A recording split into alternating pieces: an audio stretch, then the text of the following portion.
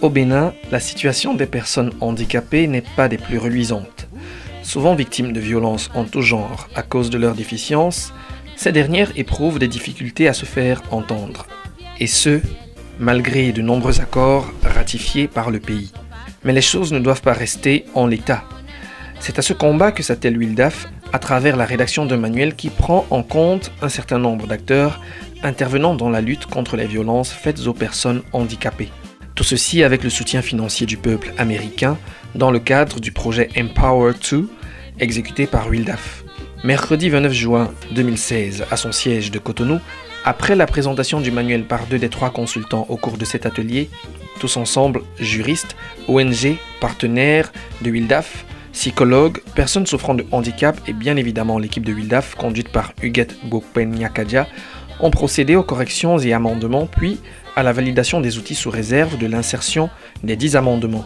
Notre travail a consisté à faire en sorte de prendre la thématique du handicap, n'est-ce pas, dans ce manuel-là.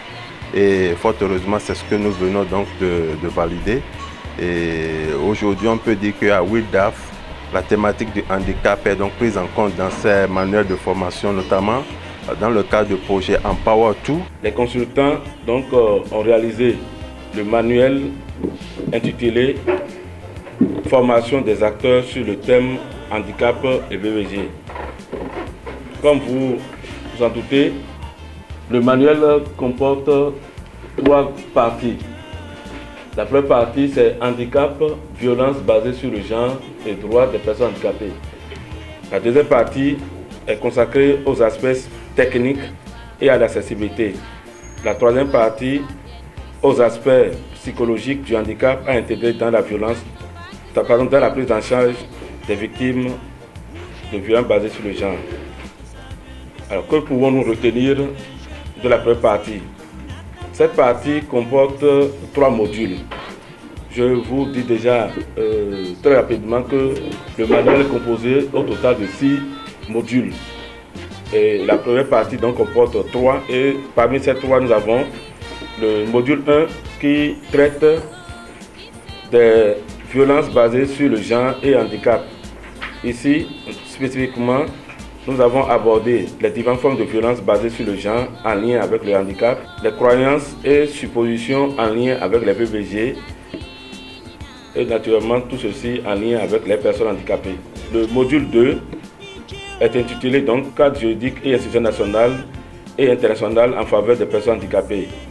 Ici, le module traite particulièrement de la législation nationale et le cadre institutionnel national également, les instruments internationaux relatifs à la lutte contre les violences basées sur le genre et enfin donc les instruments internationaux spécifiques aux personnes handicapées. Dans cette première partie, le dernier module est intitulé La protection internationale des droits des personnes handicapées. Ici, spécifiquement, nous avons abordé les obligations générales des États partis à la Convention. Il s'agit donc de la Convention relative aux droits des personnes handicapées. Les différentes catégories de droits qui sont contenues dans cette Convention, les dispositions particulières à certains groupes, et puis, entre autres aussi, le rôle central des personnes handicapées et leur participation au suivi. Nous avons abordé les obstacles qui regroupent les barrières psychologiques, les barrières physiques et puis les barrières communicationnelles. La troisième et dernière partie aborde les aspects psychologiques du handicap à intégrer dans la prise en charge des victimes de violences basées sur le genre. Le dernier module de cette partie, c'est la réussite de la prise en charge des personnes handicapées. Et ici, les conseils pratiques donnés concernent surtout l'accès physique aux services, l'accueil des victimes, les échanges entre les services et les usagers, la communication avec les thèmes recommandés à utiliser et puis les modes de communication selon le handicap. Une véritable mine d'or pour ces acteurs que sont les assistants sociaux, c'est les médecins, c'est les psychologues, les magistrats, Quand vous prenez une personne qui a été victime de violences basées sur le genre, elle va déposer plainte, elle va se rendre dans un des centres, soit dans un CPS, soit dans l'un de nos centres pour prise en charge intégrée des victimes de violences basées sur le genre. Je rappelle que nous en avons 3, un à Cotonou, là où on fait la vaccination, un au centre hospitalier départemental de Goro et un au centre hospitalier départemental de Parakou. Un outil de formation des acteurs, mais pas un manuel de plus dans la Kyrielle qui existe. Ceci à cause de sa particularité. Ce manuel rappelle quelle est la législation nationale, quelle est également la politique nationale, quels sont les instruments internationaux ou régionaux qui protègent les droits des personnes handicapées, quelle est la législation nationale, quels sont les instruments internationaux qui luttent contre les violences basées sur le genre. Le contenu également de ce manuel se réfère au vécu du handicap dans ses aspects psychologiques.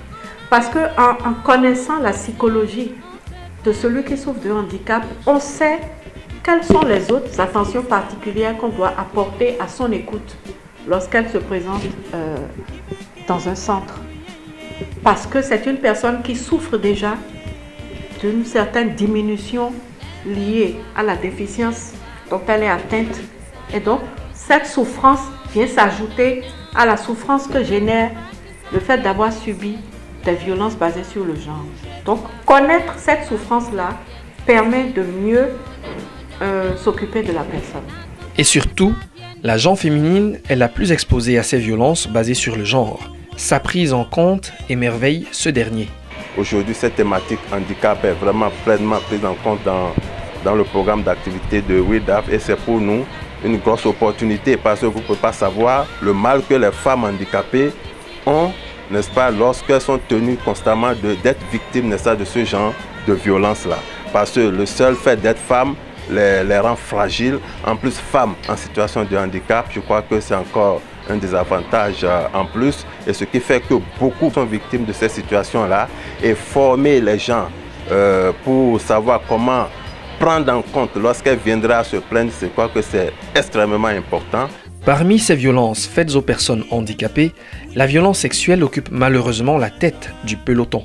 Celle qui revient le plus souvent en termes de violence basée sur le genre, c'est la violence sexuelle. C'est les abus sexuels, y compris dans le couple. Parce qu'une personne qui est handicapée ne peut pas se défendre aussi bien qu'une personne qui ne l'est pas. Et deuxièmement, la personne handicapée, surtout s'il s'agit par exemple d'un handicap intellectuel, d'un handicap mental, ne pourra pas. C'est-à-dire, il faut vraiment être quelqu'un qui est spécialisé dans l'écoute de cette personne pour pouvoir comprendre le type de violence que cette personne a subi, par exemple, quand elle s'explique. Mais grâce au peuple américain, l'USAID et WILDAF, avec ce manuel, l'horizon s'éclaircit pour ces personnes méprisées et peu écoutées.